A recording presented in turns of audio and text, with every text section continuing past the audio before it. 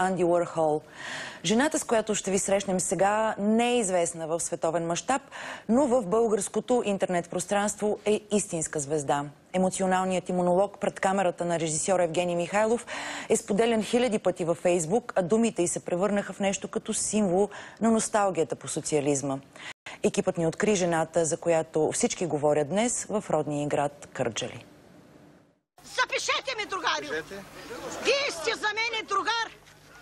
Аз нося цветя, за който най-много заслужава от Българската социалистическа партия. Това е най-демократичната партия. Аз съм родила 4 деца. Искам моите деца да завършат висше образование. Питам, кой ще им даде пари?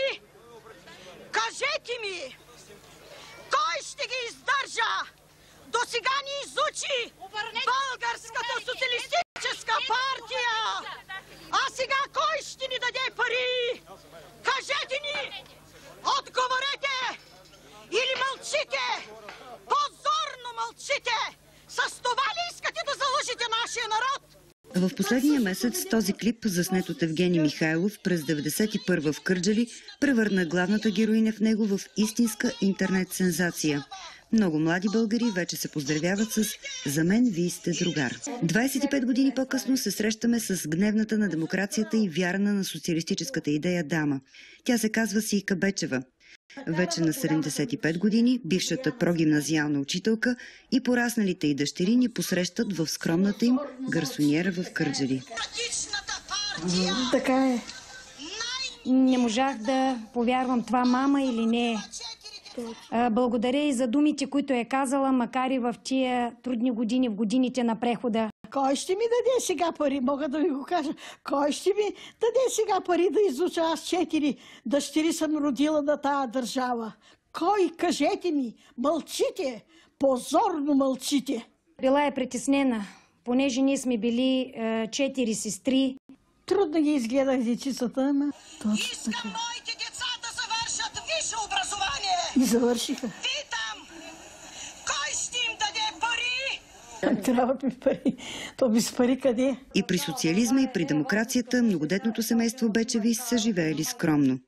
Тя учителка, той милиционер и 4 дъщери, които освен всичко друго са и талантливи, пеят и свират на цигулка. За близнаци имаше конкурс в София и ни води да пееме, да играем ръченици и да свирим на цигулки и ни пуснаха и 3 номера по телевизията. И какво им казваш на режисьорите там? Да не им снимат обувките? Защото им бяха скъсани и такива избърсени, кални. Докато ни купят втората цигулка, карахме първоначално с една и едвам заделяха от заплатите си, за да плащаме на школата по изкуствата в града. Тя завърши в София. Как се справи да издържа студентка в София? Бъде. Просто бяхме принудени, нали, аз и сестра ми, да започнем работа, за да можем да се издържаме и да завършим висшето си образование.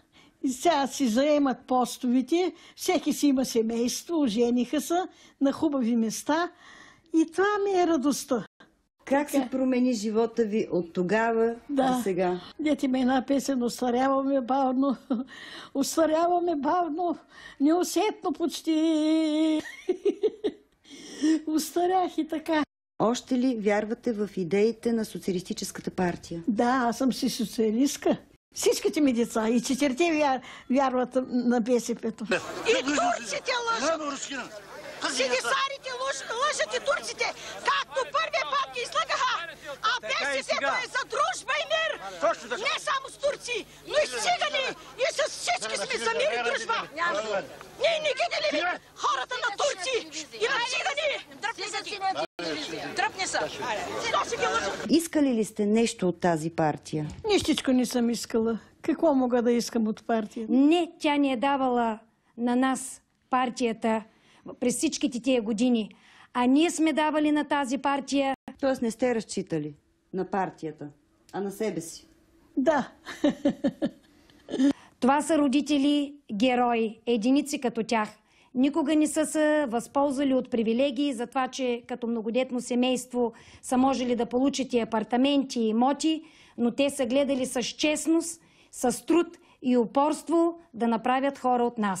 Ако сега отидете пак на митинг, Да, пак ли ще има този ентусиазъм, този патос, тази енергия от вас? да, същата съм си. Бившата учителка и дъщеря й, също учителка, и до днес са активисти на БСП и се надяват Конгреса да възроди столетницата.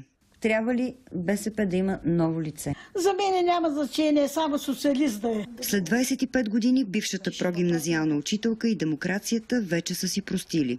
Изучила е децата си и въпреки, че живее скромно, казва, че е щастлива. Тъгувате ли за старите години, преди 89-та година? Не, добре живеем, имаме си всичко. Ето и гарсонерка си имаме, ходи мъжа ми пазарува, хлябче взима, сиренце взима, каквото да е там. Едеме и така. 30 години трудов стаж, като учителка, 120 лева ти е пенсията Така. и ми казваш, че си щастлива. Разбира се, че съм щастлив човек. Ти да отгледаш толкова деца, как да не съм щастлива? Пием студена вода, ще пием печено ягне, ще ядем. Така, до мен вече е режисьора Евгений Михайлов, който, както стана ясно, е зад камерата преди 25 години и снима монолога на